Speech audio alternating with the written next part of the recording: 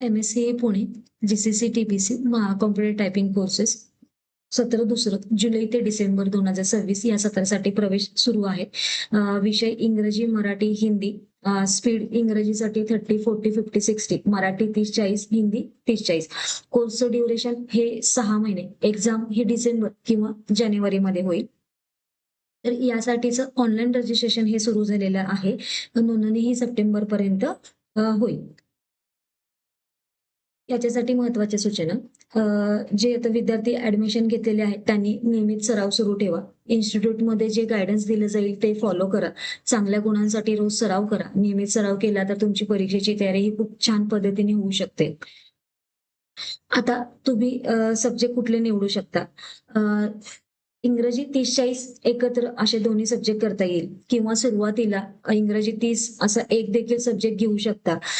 जर 2 सब्जेक्ट घ्यायचे असतील तर घेऊ शकता. इंग्रजी 30-40 असंही घेता येईल किंवा ज्यांचं इंग्रजी 30 झालेले आहे त्यांनी इंग्रजी 40 किंवा मराठी 30 असं देखील करू शकता किंवा इंग्रजी 30 मराठी 30 असे दोन्ही सब्जेक्ट सुद्धा बसता येईल किंवा 30-30 ऑलरेडी झालेले आहे. इंग्रजी 30 मराठी 30 झालेलं आहे. तर आता इंग्रजी 40 किंवा मराठी 40 असंही बसू शकता किंवा इंग्रजी 30-40 झालेलं आहे, मग मराठी 30-40 करायचंय तर मराठी 30-40 सुद्धा एकत्र करू शकता.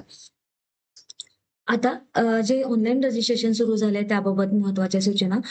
तर ते ऑनलाईन फॉर्म विद्यार्थी स्वतः कुठेही भरता येणार नाही. त्याला जर फॉर्म भरायचा असेल स्टुडंटला तर GCC TBC यांचे जे अधिकृत इन्स्टिट्यूट आहे तिथूनच हा फॉर्म भरला जाईल किंवा तुम्ही सध्या ज्या इन्स्टिट्यूटमध्ये ऍडमिशन घेतली आहे तिथे देखील ऑनलाईन फॉर्म भरण्याचीही सुविधा सुरू झालेली आहे.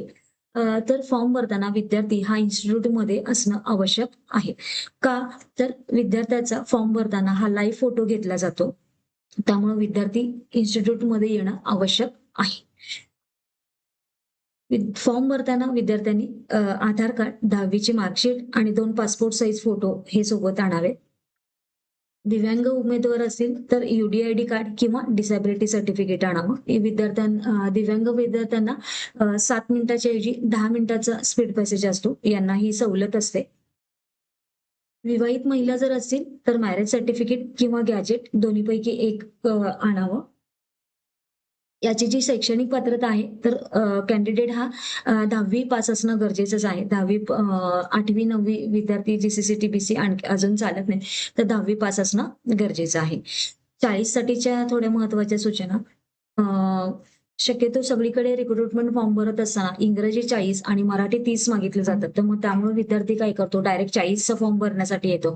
तर ते तसं करता येत नाही. जर इंग्रजी 40चं जर बसायचं असेल तर इंग्रजी 30चं सर्टिफिकेट पाहिजे. मराठी 40 साठी मराठी 30चं, हिंदी 40 बसणार असेल तर हिंदी 30चं सर्टिफिकेट असणं गरजेचं आहे.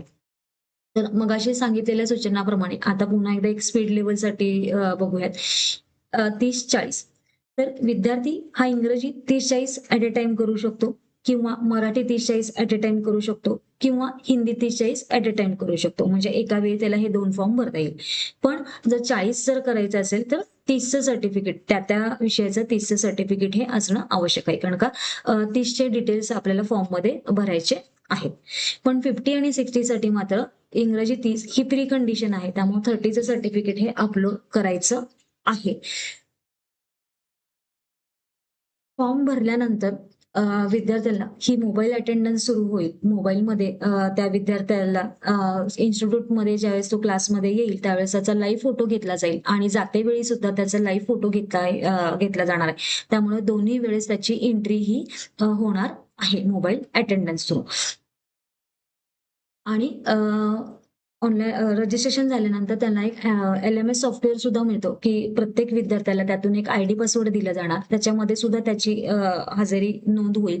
तर त्याच्यामध्ये speed passages, letter, statement, email याचा भरपूर सराव करता येईल आणि केलेल्या सरावाचा रिपोर्ट देखील पाहता येईल. त्यामुळे आजच जवळच्या आणि अधिकृत इन्स्टिट्यूटमध्ये ऍडमिशन ही घ्यावी, की जेणेकरून तुमचंही नुकसान होणार नाही आणि वेळेवर प्रवेश घ्या, की जेणेकरून स्पीड बसला नाही किंवा हे झाला नाही अशा गोष्टी होणार नाहीत.